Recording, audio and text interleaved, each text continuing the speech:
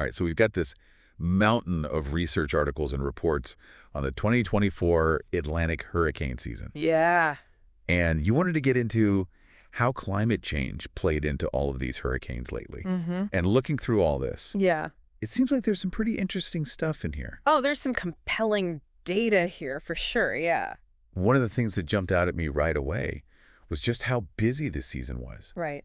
18 named storms, 11 hurricanes, 5 of them reaching that major hurricane status. Yeah. Seems like we're hearing about these really active seasons more and more often these days. 2024, it was a very active year. Yeah. Yeah, to put it in perspective, an average season, you're looking at about 14 named storms, 7 hurricanes, and 3 major hurricanes. Okay. So this was definitely above average activity. And it wasn't just the number of storms either, right? Right. We saw some pretty unusual stuff with how they formed and where they hit. 5 hurricanes made landfall on the U.S. Gulf Coast this year. Yeah, the Gulf Coast got hammered this year. That's a lot, isn't it? While that concentration is rare, it's not completely unheard of. Right. We saw similar patterns in 2005 and 2020. Right. Both of those were big hurricane years. Yeah.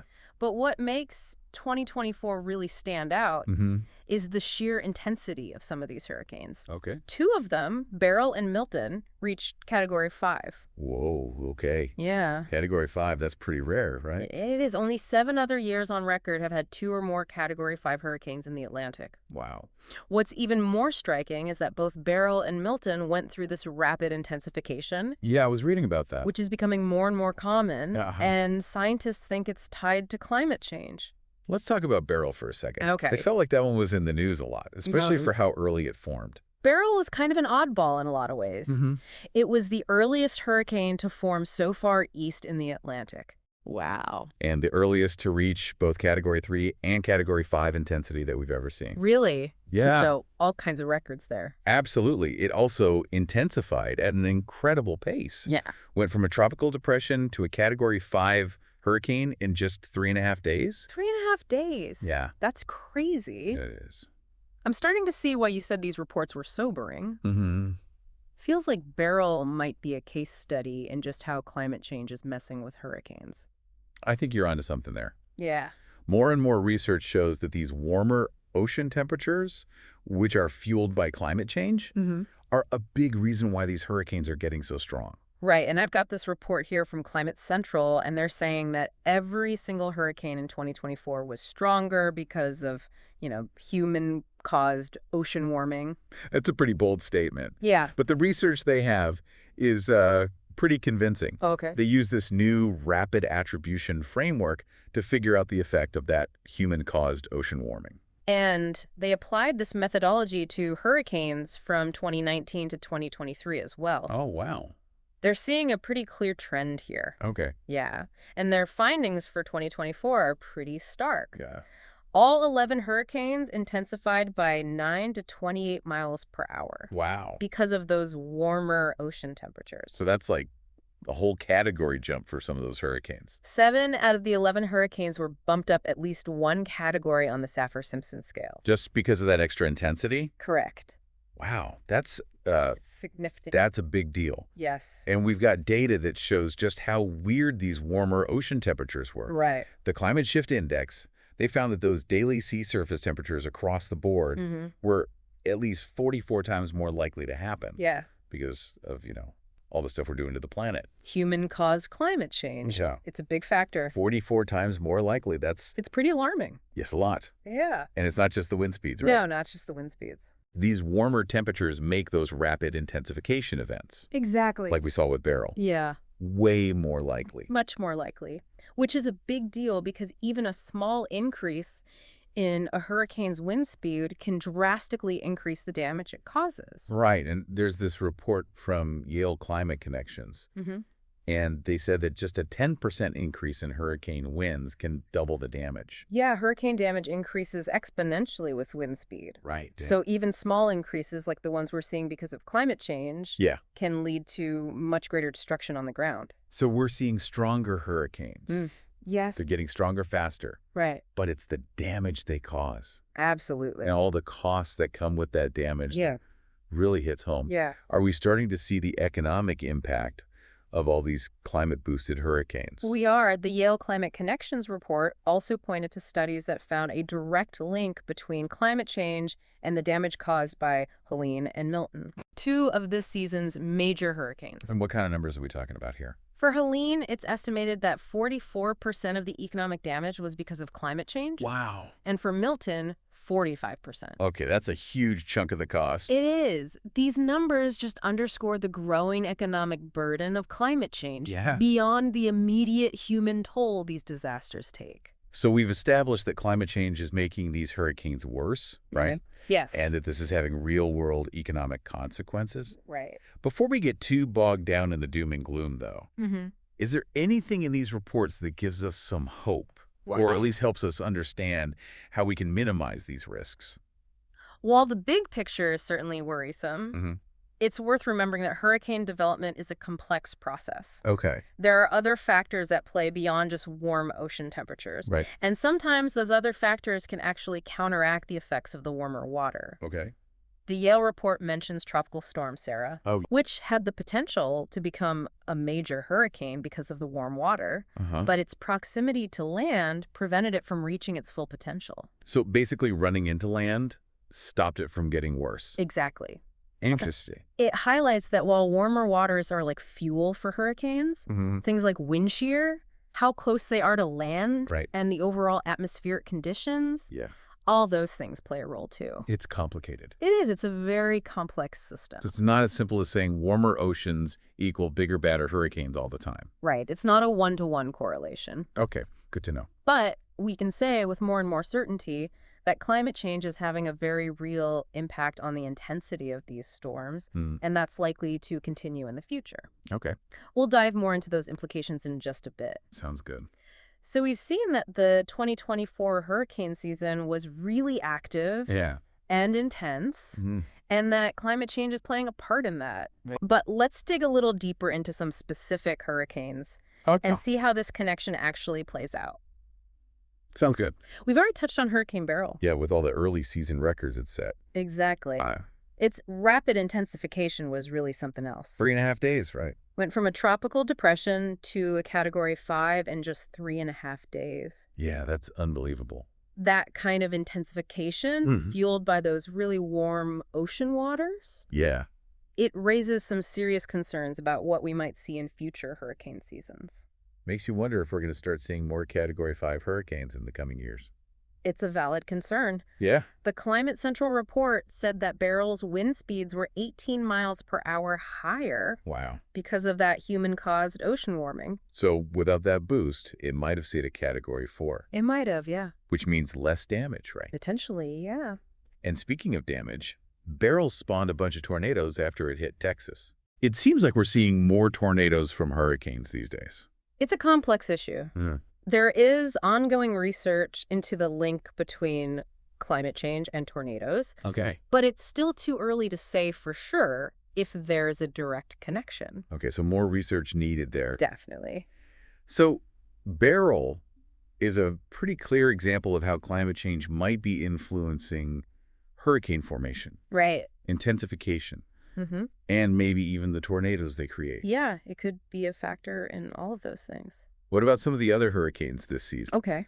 Like Helene? Helene was notable because of the massive flooding it caused in the southeast. Oh, yeah. While Helene itself was a strong storm, Right. the flooding was made even worse by this other weather system. Right. That was already dumping rain on the region. Exactly. And then Helene just added to it. It was a really unfortunate combination of events. Yeah. Do we know if climate change had anything to do with how much rain Helene dumped? It's tough to pin specific rainfall events on climate change, but we do know that warmer air holds more moisture. Right. Which can lead to heavier rainfall during hurricanes. So it's possible that climate change made that flooding even worse. It's definitely possible. And what about Hurricane Milton? Okay. That was the strongest of the season, right? The strongest of the season, and it went through a really fast intensification, just like Beryl. Milton is like the poster child for how climate change can make a naturally powerful storm even more destructive. Okay. The Climate Central report said that Milton's winds were 23 miles per hour stronger. 23. 23 miles per hour stronger. Wow. Because of human-caused ocean warming. So without climate change, Milton would have been a lot weaker. Potentially much weaker, yes. And we talked earlier about how some studies linked a big chunk of the damage from Helene and Milton to climate change. We did. Didn't they? They did. What was it, like 45% for Milton? For Milton, researchers said that 45% of the economic damage was because of climate change. That's a big number. It is. It highlights how the costs of climate change go way beyond just property damage. Right. There's the disruptions to businesses, the strain on infrastructure, and the long-term impact on communities. Yeah, it's not just about the stuff that gets broken. Exactly. It seems like the more we learn about these hurricanes, the more we see climate change's fingerprints all over them. It's a sobering realization, but it's important to remember that being aware of the problem is the first step towards doing something about it. Right. Knowledge is power and all that. Exactly. The more we understand about how climate change is affecting these storms, the better we can prepare for them and adapt to this new reality we're facing. So we've looked at a few specific hurricanes. We have. And seen how climate change is affecting their intensity and behavior. Can we pull out any bigger trends from all this data? Absolutely. The 2024 hurricane season falls right in line with a growing body of evidence that climate change is making hurricanes stronger around the world. Those warmer ocean temperatures, driven by human activities, are giving these storms more energy to develop and intensify. And this isn't just a one-year thing. No, not at all. The Climate Central report also looked at Atlantic hurricanes from 2019 to 2023. They did. What did they see there? They found that climate change has been steadily increasing hurricane intensity over the past 5 years. Wow. On average, hurricane wind speeds were about 18 miles per hour faster. Because of human-caused ocean warming? Correct. So we're seeing a clear pattern of increasing intensity, and 2024 is just the latest example. Exactly. The science is pretty clear on this. As long as we keep emitting greenhouse gases and warming the planet, we can expect hurricanes to become even more intense. And that means more damage, more flooding, higher costs. Exactly. Okay, before we get too deep into those implications, let's go back to one last point from the research. Okay. Climate change is a big driver in hurricane intensification. But other factors are also at work. Absolutely. Remember tropical storm, Sarah? I do. How its interaction with land stopped it from becoming a major hurricane? Right, even with those warm waters. Yeah. It's a good reminder that while warmer water can fuel hurricane development, things like wind shear, how close they are to land, and the overall atmospheric conditions, those all matter too. So it's a complicated system. It is a complex system. Okay. And we need to understand all the pieces of the puzzle to accurately predict how hurricanes will behave and how to prepare for future storms. So we've looked at the data. We have. Looked at specific examples and considered the bigger trends. Yeah. It's pretty clear that climate change is making hurricanes stronger. There's no doubt about it. And the 2024 Atlantic hurricane season was a pretty powerful illustration of that. It was. As we move into the last part of our deep dive. Okay. It's important to keep all this in mind. As we think about what these trends mean and what we can do about them. So we've seen just how powerful these storms can be and how much climate change is playing a role. Yeah. We've got all this data, all these trends, and we've looked at what happened with specific hurricanes. It's a lot to take in, but where do we go from here? What can we actually do with this information? That's the million-dollar question, right? We can't just watch as these storms get worse and worse. Right, we have to do something. We have to take action, and there are two main things we need to focus on: mitigation and adaptation. Okay, let's unpack that a little bit. Sure. What do we mean by mitigation and adaptation when we're talking about hurricanes and climate change? So mitigation is about tackling the root of the problem. Okay. Which in this case is climate change itself. So cutting down on those greenhouse gases. Exactly. We're talking about reducing emissions to slow down how fast the planet is warming and limit the effects in the long run. Okay, and adaptation.